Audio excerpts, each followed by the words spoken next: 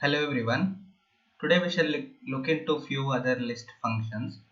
Here I have a list as you could see from 1 to 20 which I have entered in curly braces.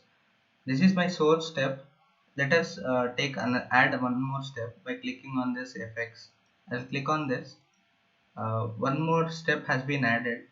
Okay, I'll type list.accumulate. Let us see how list.accumulate function works initially. Okay, and then we shall go with the example. As I hit enter by typing list.accumulate, here you could see first parameter is a list. Okay, this is a list, and the second parameter is the starting point where you start from accumulating. Third parameter is accumulator as function. This is a function where I have two variables, state and current. Current is the parameter where it iterates in each row of list. Okay, takes the current value, and state is the value which it has accumulated.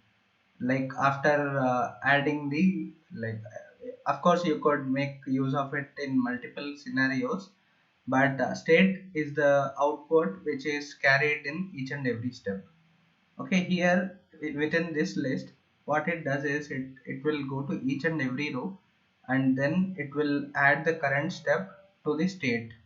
Okay, the first step it will be like 1. In the second step, for the state the value would be 1 and the current value would be 2. Total would be 3, and for the third step the state would be 3 and the current value would be 3. Adding it at the end we get the output of this state condition. Let us see how it works. Here I have typed list.accumulate. I'll open the parenthesis. Here you could see that I could give a list. Okay, list, I have already made a list from 1 to number 20. The name I could give it directly like source. Okay, because it is in the source step, and I have added the another step.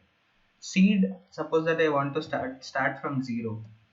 Okay, instead of state and current we can take any other variables. Suppose that I'll put a comma and take variable a comma b. Okay, as I have explained you in custom functions, you could make the function like using goes to symbol, and then suppose that I want to accumulate, like I want to add those two numbers which are present in the list. I'll type a plus b, so that for each and every step it could go to the value in the list and could add the state with the current value.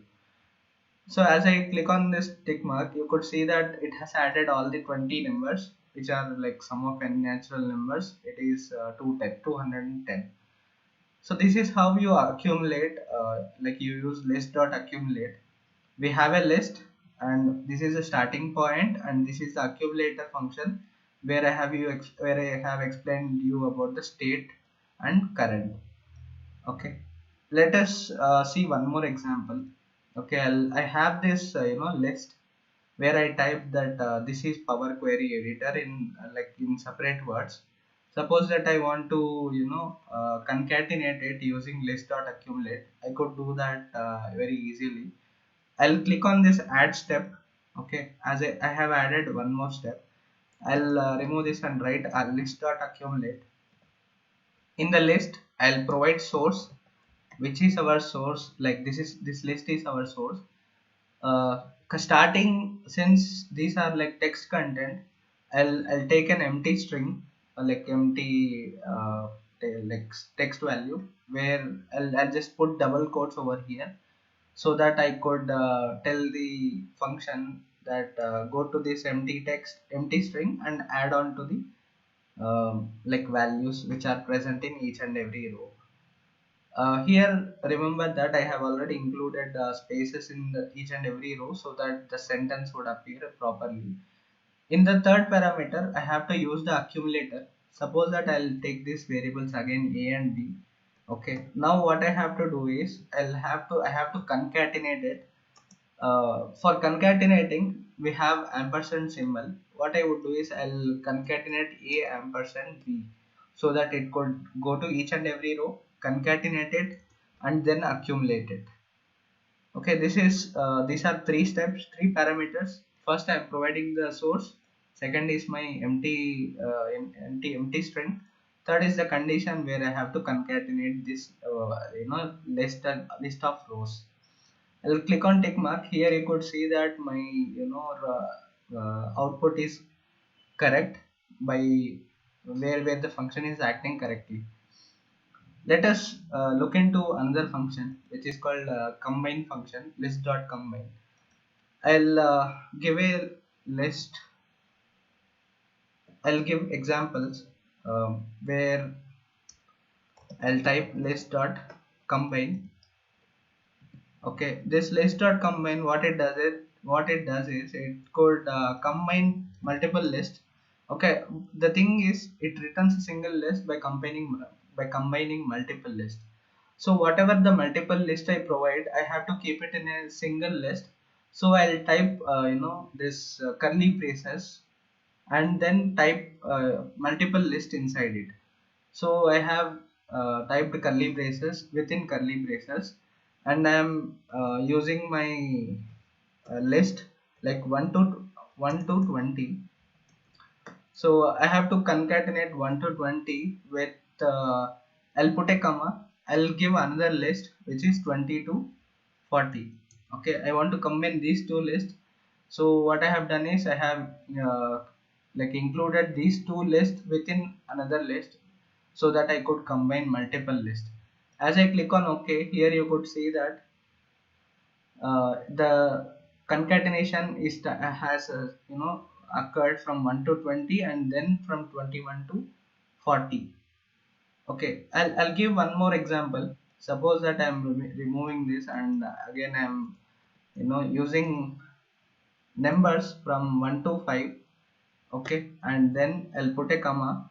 Suppose that I will again repeat the same numbers 1 to 5 and then click OK. Okay, don't forget to close the curly braces because we have to provide list in list. Okay, so this is how you provide the outer list, and inside you have to provide these two lists where you have to combine. I have repeated the numbers. Here you could see that my list.combine is not removing the duplicates. Okay, try to remember this, that your list.combine do not remove duplicates, it will print as it is. Let us see few more examples. I will give you one more example of list.combine. Let us make a blank query. Okay, here suppose that I want to combine textual list. I'll type list.combine. Okay, again I'll make a curly bracket, and since we have to type list in list, I'll give few examples of countries, like suppose India, China, Japan. Okay, I'll type another list where I have similar countries within a list. Okay, I'll type India, Russia. Okay, I'll close the parenthesis and hit enter. Here you could see that my countries has been repeated, and I'm able to combine these two lists which is mentioned within a list. This is how list.combine function works. Let us name it as combine2. Okay, let us quickly understand a few other functions where till now we have understood about the list.accumulate and also list.combine with two examples. Let us move on to the remove range. Suppose that I have a list of 1 to 10. Okay, I'll quickly add a step by clicking on here. Okay, I have added a step. I'll type remove range. Okay, as I type remove range, you could see that list.removeRange. Open the parenthesis. For the first parameter, since I have to provide list, I'll type source, comma. I have to type index. Suppose that I'll type index and hit enter. Suppose that I want to remove this fifth element. I'll type the index starts from 0 to like each and every row it will be added up. It will start from 0. So in order to remove that fifth row, I would require to type 4. As I hit enter, you could see that my fifth row has now disappeared. My 5 is not appearing. So by default it will remove only one element. Suppose that you want to remove multiple elements, and also remove from 6 to 10. I want to keep only 1 to 5. What I would do is I'll type 5 instead of 4, because I want to start from 6 and then I want to remove 5 elements. Okay, I'll hit enter. Here you could see that it has started from fifth element, because it starts from 0, 0, 1, 2, 3, 4, 5. It has started from 6 and then counting to 5. Counting to 5, it has removed the next 5 elements. This is how remove range works. Okay, similarly, instead of source, suppose that I could even use the existing table. I'll type new table and countries here.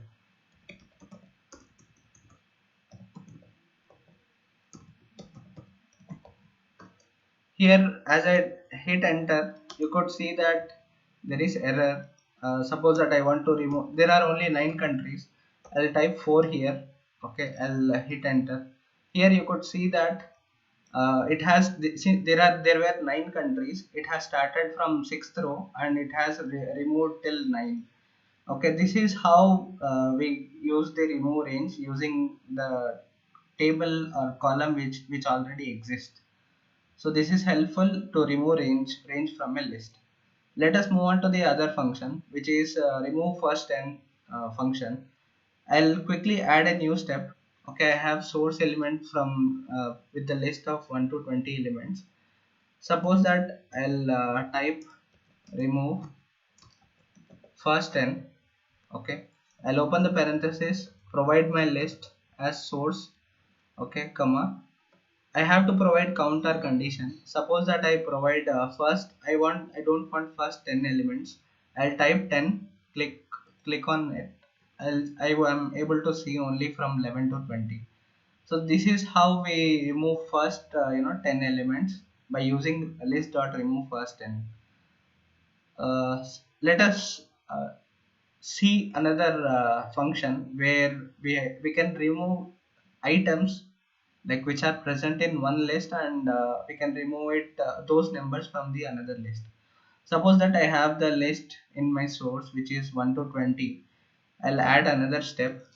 Okay, I'll type remove items, list.RemoveItems. Okay, in the first list I have my source where I have elements from 1 to 20, and I'm opening another list where I want to remove few numbers. Suppose that I want to remove 1 comma 2 comma 3 comma 4 comma 5. Suppose that I want to remove the list of these elements. I'll type the list. From the source it will remove these elements which are in the second list. As I click OK, here you could see that it has removed the first 5 elements which are in the second list. Okay, you could make the changes accordingly, and these functions it could be similarly used with the other table columns uh, according to your requirement.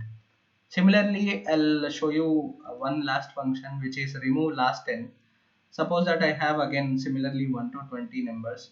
I'll add another step. Okay, I'll type remove last n. So remove last n function, what it does is it will remove the last n values.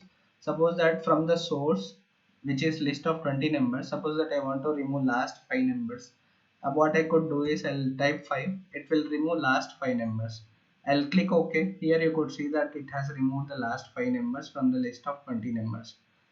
So this is how we have understood about list.accumulate, list.combine, and remove range, remove first n, where it could remove first few values. We have remove items where it removes from one list from the another. Okay, here we have remove last n, where it removes the last few elements. Please practice, and thank you for watching. We shall meet in the next video.